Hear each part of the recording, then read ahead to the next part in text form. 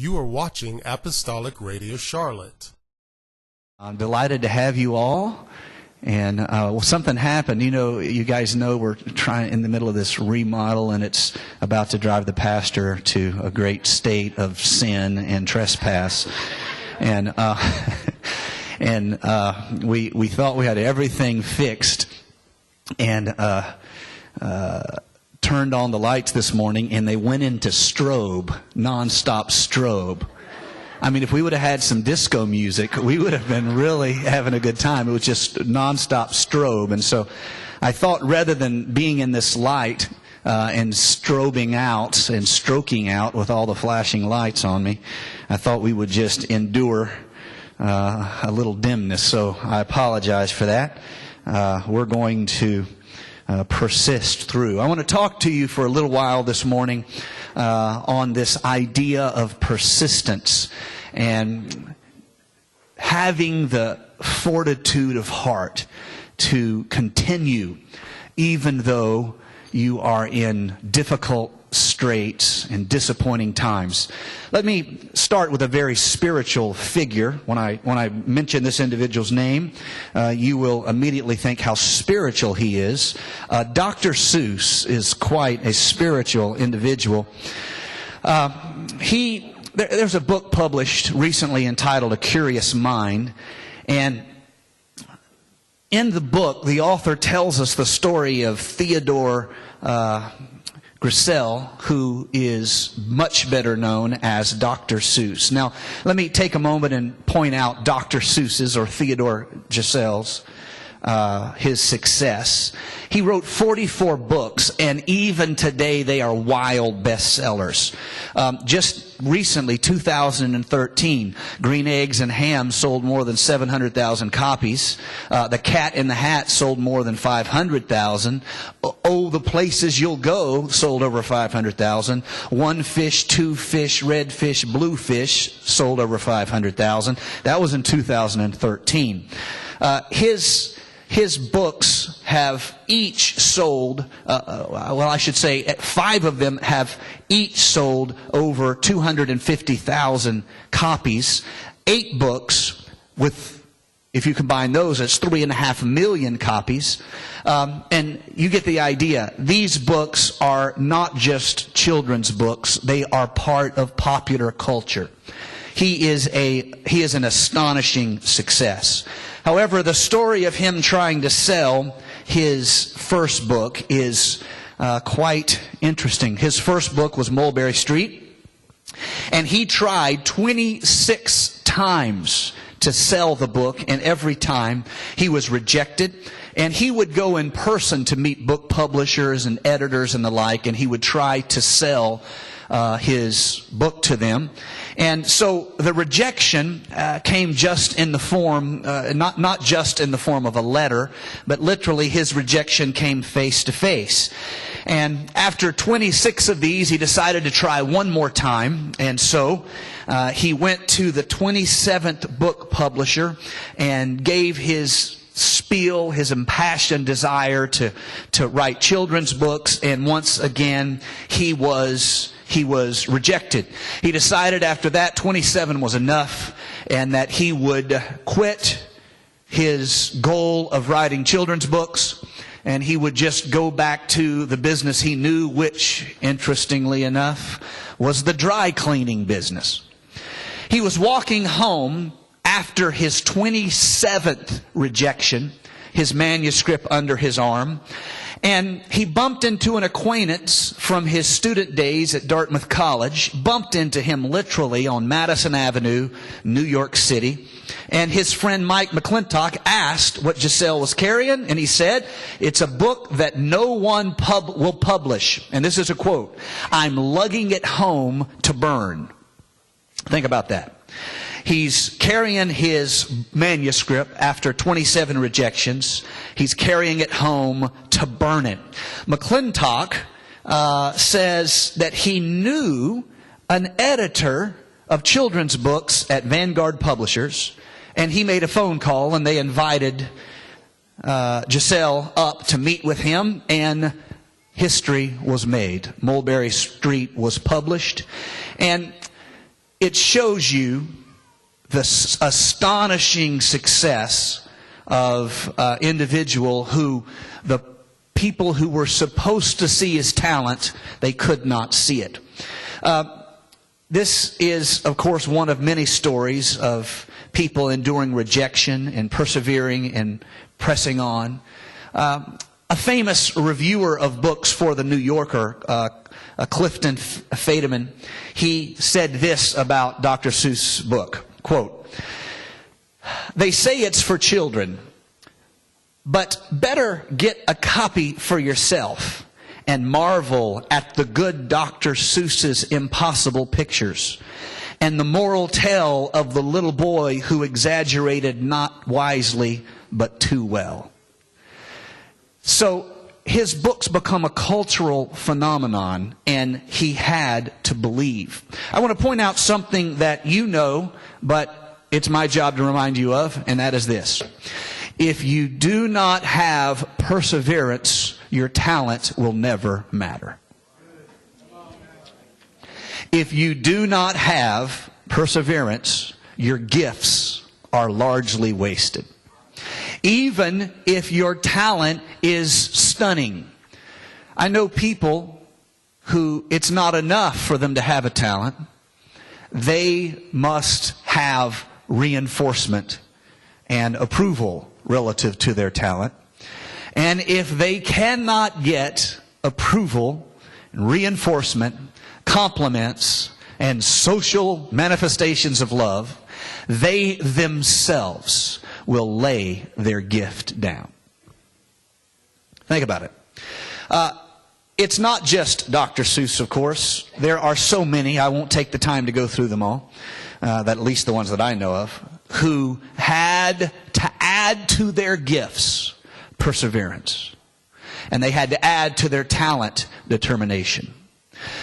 It's almost as though talent is built on a foundation of character. And if you do not have the requisite character, your talents become wasted to you.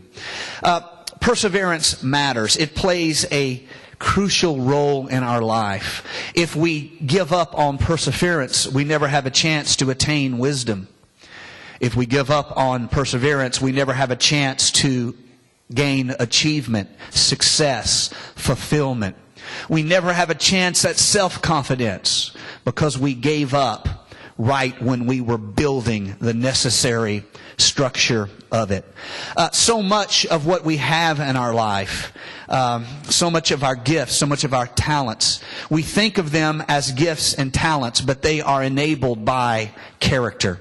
Perseverance is absolutely necessary, even if you are astonishingly gifted. President Calvin Coolidge said this of perseverance: "Nothing in the world can take the place of persistence. Talent will not. Nothing is more common than unsuccessful men with talent. Genius is not. Unrewarded genius is almost a proverb. Education alone will not. The world is full of educated derelicts. Persistence and determination alone are," his word, "omnipotent." You think about that. If you don't have determination, your talent will never have a chance to matter. If you aren't focused and determined, your gifts will never have a chance to shine. If persistence eludes us, if procrastination is our reality, and if we become one of life's derelicts, it may not be our talents, it may be our persistence. I have been privileged to know some successful entrepreneurs in my life. I've been privileged to be able to spend some personal time with them and talk to them after they had attained success. And I always wanted to know about not the successes. I wanted to hear about the week, the day, the moment they almost quit. Because it's easy to celebrate the victory. Everybody knows how to act after you win. But sometimes winning is enabled by putting one foot in front of the other. I have never met a success whose story was a smooth uphill climb. I've never seen a business that did not have the day that it almost went bankrupt. I've never seen a success in the professional field, in academia. I've never talked to anyone who could not, if you asked, if it was in your nature to ask, who would not tell you a story or 10 about how they thought their opportunity was finished. I don't know what your challenge is right now. I don't know what you're living with and through. I don't know all the details, of course, and I may never know. But I know this.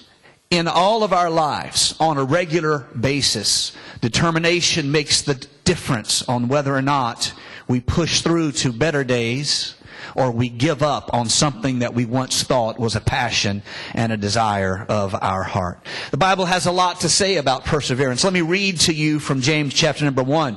I will remind you that James is not writing to the church after the day of Pentecost, when everything's wonderful and people are being filled with the Holy Spirit.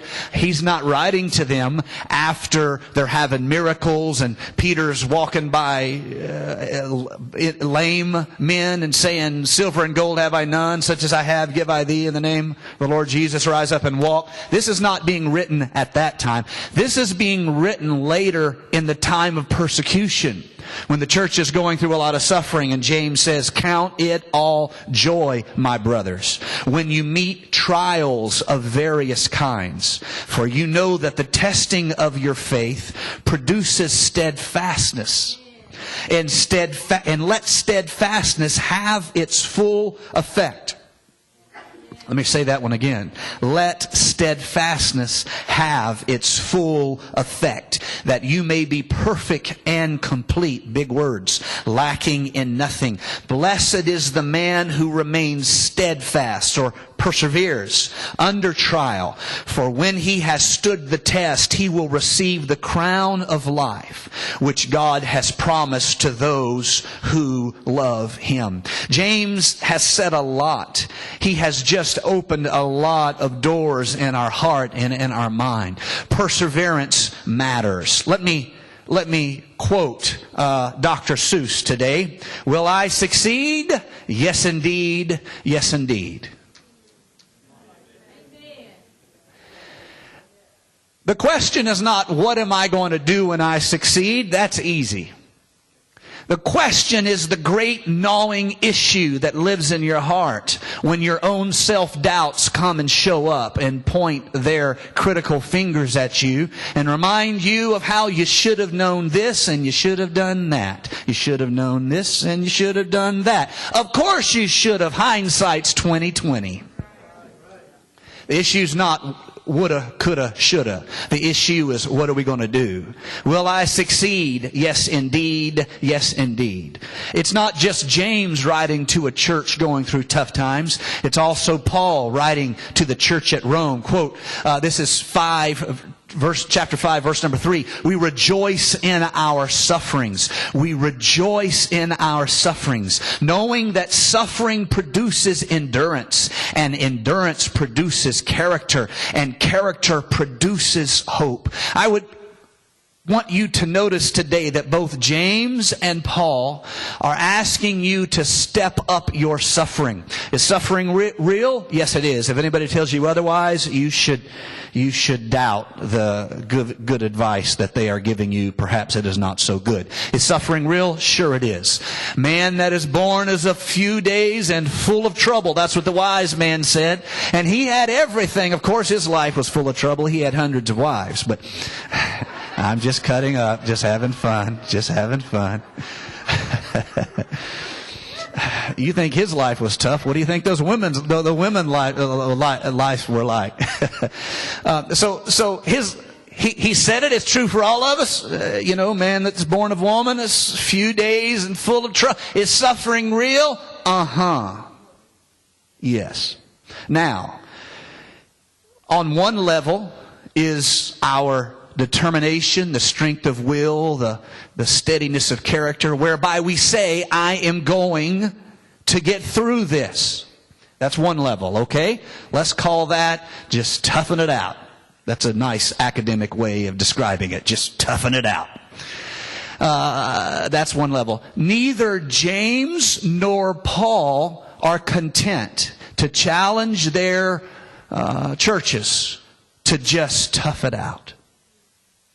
They set a higher goal, which I will confess to you is quite intimidating. It's a higher goal. Let me read James again. Count it all joy.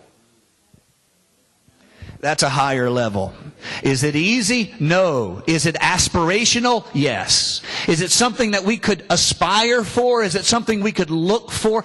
Is it possible to so change the state of our heart and mind that we get it, we understand it, and it's not just suffering through it, it's not just enduring, it's understanding the process. It's never going to be joy until we understand the process. But once you understand the process, at least there is a chance that you can see it in the context of a process, a formula, a recipe.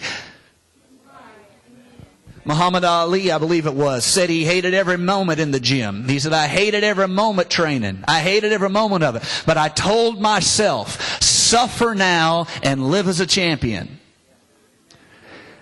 The point is, if you understand the process, there's at least a chance you can appreciate the recipe that's being cooked up in your life. And so these preachers and pastors and, dare I say, prophets, James and Paul, want us to strive to take it to the next level where it's not just about gritting your teeth and saying, I'm not going to quit today. Now, I have a whole lot of respect for gritting teeth. I have a whole lot of respect for saying not quitting today. Tomorrow's a little iffy. But I'm not quitting today. I'm not giving up today. I've come too far. I've been through too much. I've suffered too long. I'm not giving up today. I have a lot of respect for that. I'm going to be honest. Shall I confess? I shall confess. Many a day I've been the one who hated it, hated every minute of it, was sick of it, feeling sorry for myself, sucking both thumbs, and just wanted it to end.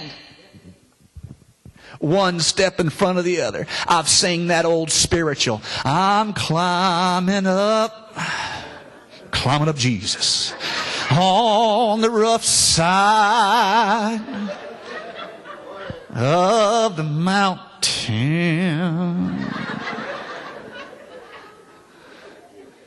There's a reason they don't ask me to sing in the choir. I don't even care. I understand the process. I've taken it to the next level. You guys know exactly what I'm talking about. I have a lot of respect for gritting your teeth and saying, I'm not quitting today. But these men of God would have us to have a more aspirational goal, to try to understand the process. The very thing that's hurting you is also making you. The very thing that's exhausting you is also forming you. The very thing that's hurting you is also shaping you.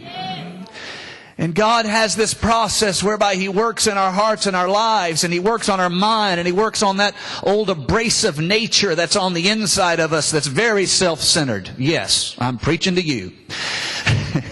Filled with self-pity, filled with just the self-absorption of life and all of these pressures and struggles. It shapes us and makes us. It's not just about suffering. It's also about understanding the process. And so Paul can say, we rejoice. Oh boy, that's easy to preach and hard to live. We rejoice in our sufferings, knowing that suffering produces endurance. And endurance produces character. And character produces hope. The author of the book of Hebrews may have been Paul, may have been Apollos. We'll understand better by and by. Therefore, Hebrews chapter number 12. Since we are surrounded by so great a cloud of witnesses, Let us lay aside every weight and the sin which doth so easily beset us, or the sin which clings so closely, and let us run with endurance the race that is set before us, looking to Jesus, the author and the perfecter of our faith, who for the joy that was set before him endured the cross, despising the shame, and is seated on the right hand of the throne of God. Suffering produces perseverance in our life. Let me read Paul again. 2 Thessalonians chapter number 1, verse number 4. Therefore we ourselves boast about you. This is Paul saying about the church in Thessalonica. I boast about you for your steadfastness and faith in all your persecutions and in the afflictions that you are enduring. This is evidence of the righteous judgment of God, that you may be considered worthy of the kingdom of God, for which you are also suffering. Paul's saying, I'm proud of you. Now let me quote what Jesus says through John in the book of Revelations. I know your works, your toil, your patient endurance. I know your works, your toil, your patient endurance, and how you cannot bear those who are evil, but have tested those who call themselves apostles and are not, and found them to be false. I know you are enduring patiently and bearing up for my name's sake, and you have not grown weary. Let me give you something else to think about. On one level is just gritting your teeth and pushing on. There will be days in your career, more than one, where you just have to grit your teeth and press on. There'll be days in your marriage, sounds terrible, I apologize for saying it, where you're just going to have to get a sweet spirit where you had a nasty spirit. And you're going to have to decide you're committed to the thing. I knew if I kept preaching today, I'd eventually say something good. And you confess it's a tough time, but you're not quitting. And you outlaw the D word in your life. You're thinking about another D word. That's because you need to be in church today. Your marriage, you're committed to it. You understand what I'm saying? There's going to be times raising your children where, I know this comes as a shock to you parents, where you really, really, really, really just want to put a sign out front that says free to a good home. I stole your joke, Sister Stacy.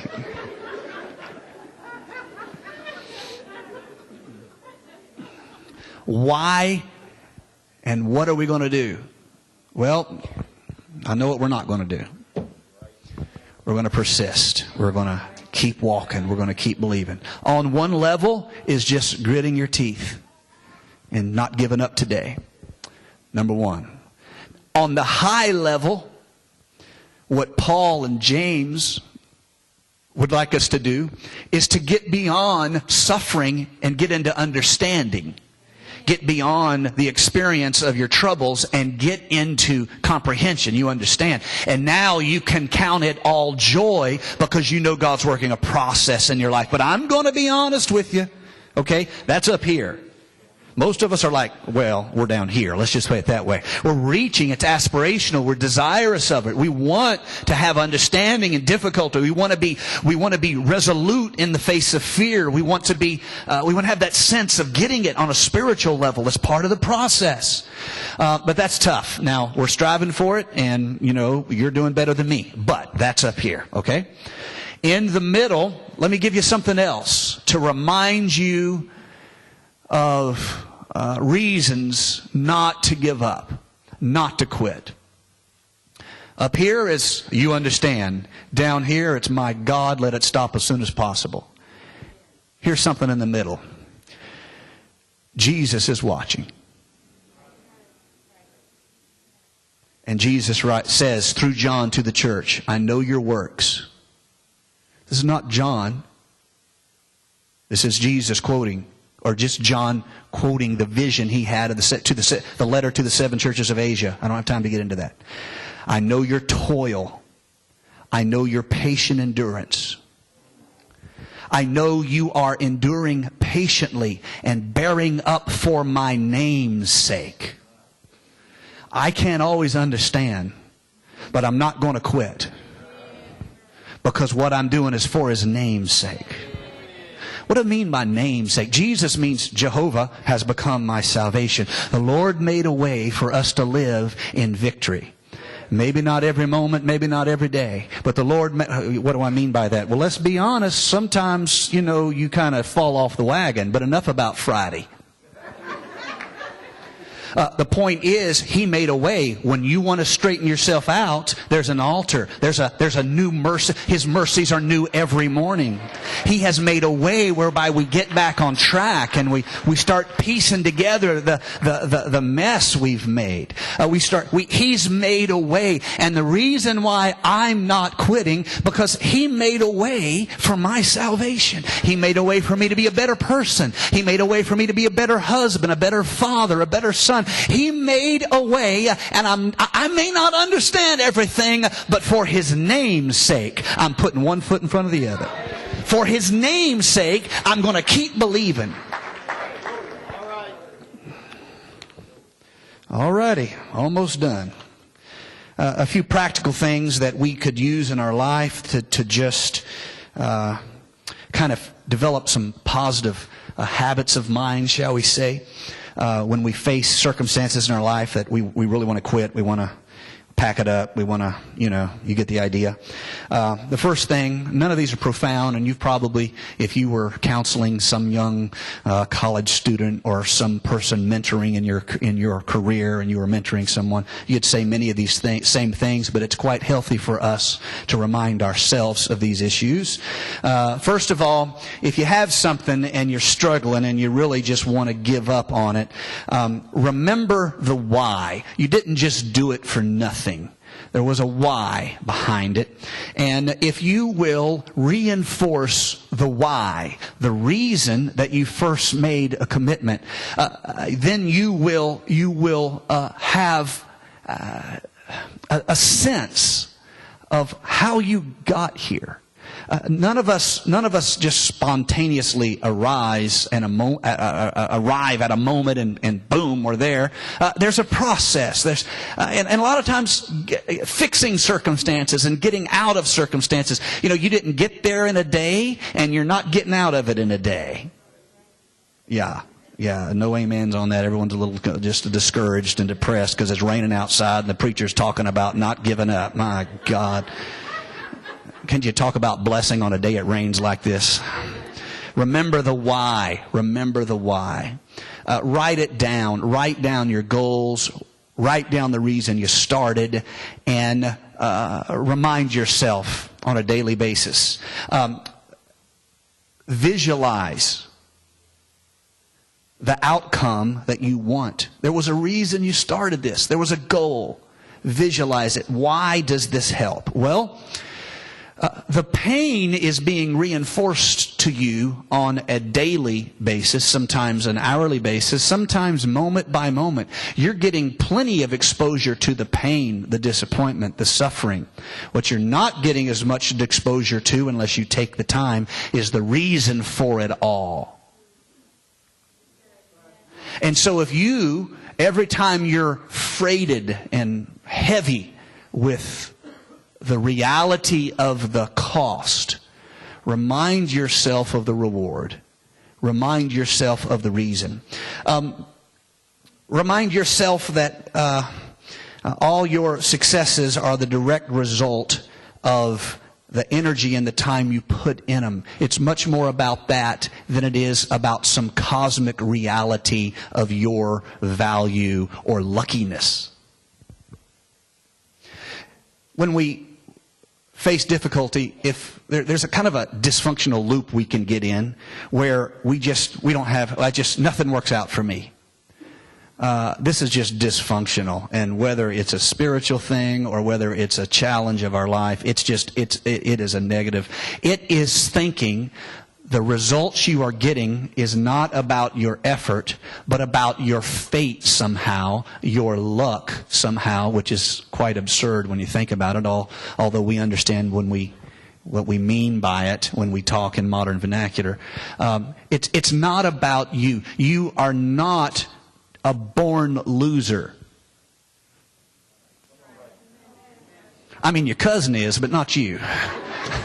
I'm just having fun. Just relax. You understand what I'm saying? And it's like the grass is greener on the other side. You stand, you look at your neighbor's grass, and this grass is greener. I did it this morning, I confess. I'm irritated. I can't get my grass where I want it to be. I stood up there, my neighbor has perfect grass. It just drives me nuts. Why is his grass greener? Well, he spends more time watering it. And where is the grass greener? It's not greener on the other side. It's green wherever it's taken care of.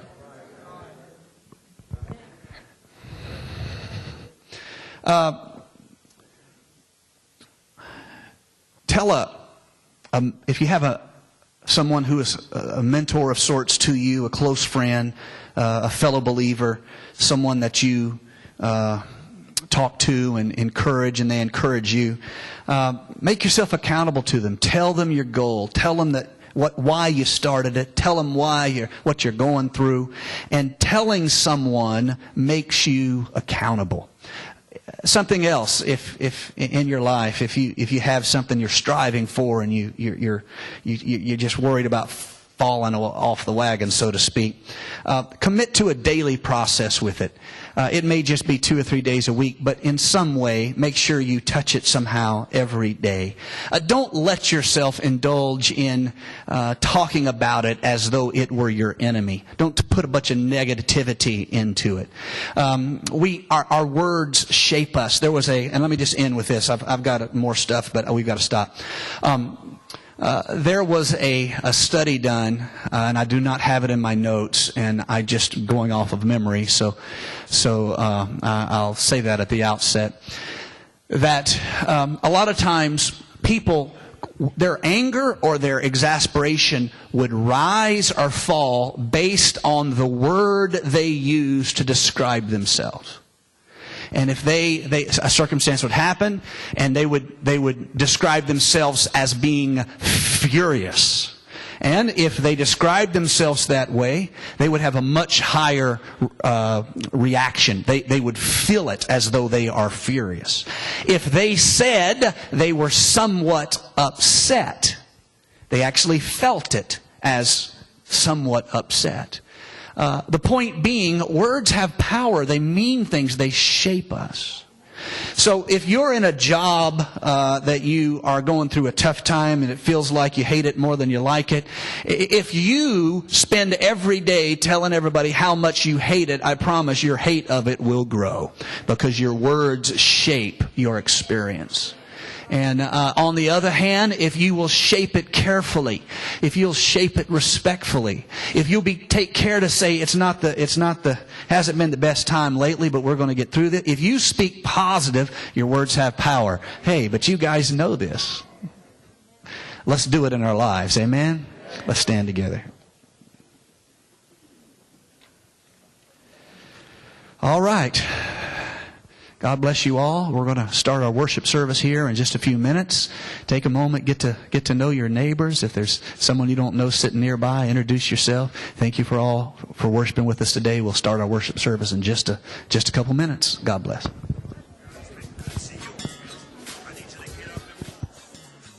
Thank you for watching Apostolic Radio Charlotte. Come, worship with us.